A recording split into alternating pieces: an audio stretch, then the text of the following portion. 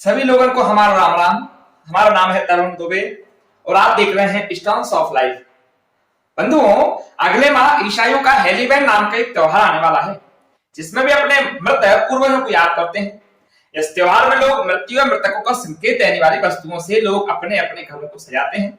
इनमें कंकाल, चुड़ैल, भूत प्रेतों वाले मुखौटे, मकड़ियों और कटे हुए हाथ पैर आदि कई प्रकार की व्यवस्थित चीजें होती हैं। इन दिनों यहाँ के लगभग सभी बड़े स्टोर हेलीवेन के सामान से पटे हुए हैं। यूरोप, अमेरिका और कनाडा जैसे आधुनिक और विकसित समझे जाने वाले देशों में भी आज तक वहां के लोग अपने त्योहारों को अपनी परंपराओं के अनुसार पूरे उत्साह और धूमधाम से मना रहे हैं।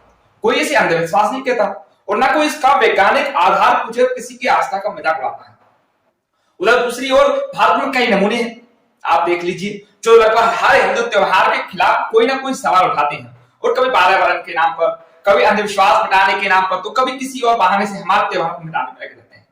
इन दिनों पितृपक्ष चल रहा है, तो इस पर भी सवाल उठाने वाले या पूर्वजों के प्रति कृतज्ञता व्यक्त करने वालों को अंधविश्वासी बताने वाले कई लोग आपको भी देखते होंगे। मेरा सुझाव है कि ऐसे कुंठित लोगों को उनके हाल पर छोड़ दें। उन्हें किसी बात का वैज्ञानिक आधार बताने या किसी त्योहार का अर्थ समझाने के फेर में पड़कर अपने समय की बर्बादी न करें, क्योंकि ऐसे लोग कुछ जानने समझने के लिए सवाल नहीं पूछते, बल्कि केवल आपकी आस्था को ठेस पहुंचाने या आपको अपमानित करके स्वयं प्रसन्न होने के लिए ऐसे सवाल पूछते हैं। और आप इनकी अपेक्षा कीजिए और अपनी आस्था पर अड़े रहिए। सैकड़ों वर्षों के अन्याय, अत्याचार, गुलामी के कालखंड में भी हमारे और आपके पूर्वज सारे संकटों का सामना करते हुए अपने धर्म, संस्कृति और आस्था पर अड़े रहे। इसलिए आप और मैं भी गर्व से स्वयं को हिंदू कह पा रहे हैं और अपनी आस्था का पालन कर पा रहे हैं। हम सबके पूर्वजों के प्रति हमें कृतज्ञता होना चाहिए। मैं उन सबको प्रणाम करता हूं। अब हमारे पास एक बंधु आए कि महाराज एक बात बताओ कि यहाँ का पानी वहां कैसे पहुंच जाएगा।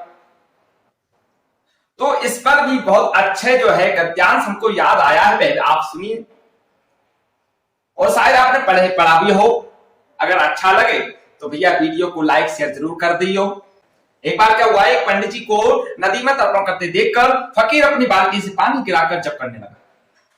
मेरी प्यासी गाय को पानी मिले। पंडित जी के पूछने पर बोले, जब आपके चाय जल भोग आपके पुरखों को मिल जाते हैं तो मेरी गाय को भी नहीं मिल पाए। पंडित जी बहुत खिन्न हुए।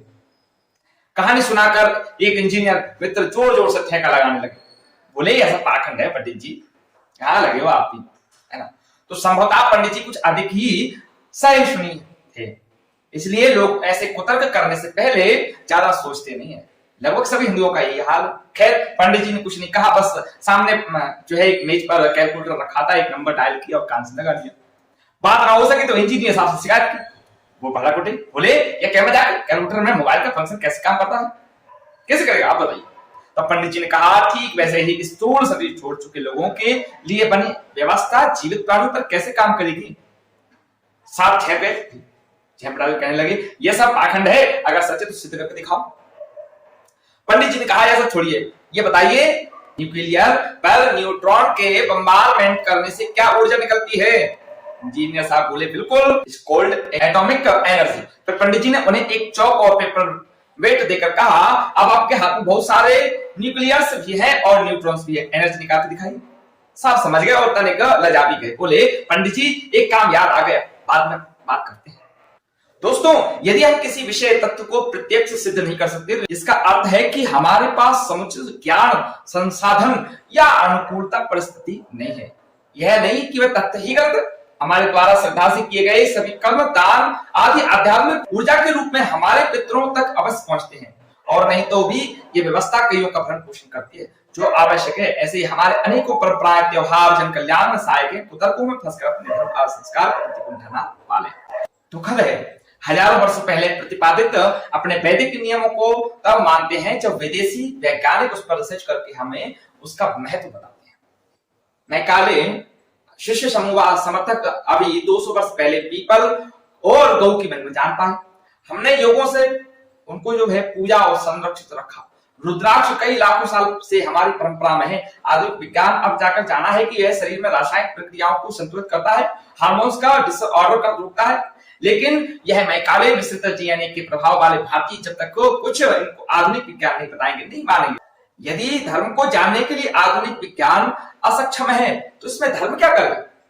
आज का सुविचार है, जीवन की सारी समस्याएं हमारे मन और मन पर पड़ने वाले प्रभाव पर निर्भर करती है। यदि हम अपने मन पर कोई प्रभाव नहीं पड़ने दें तो उन बातों का कोई मूल्य नहीं है।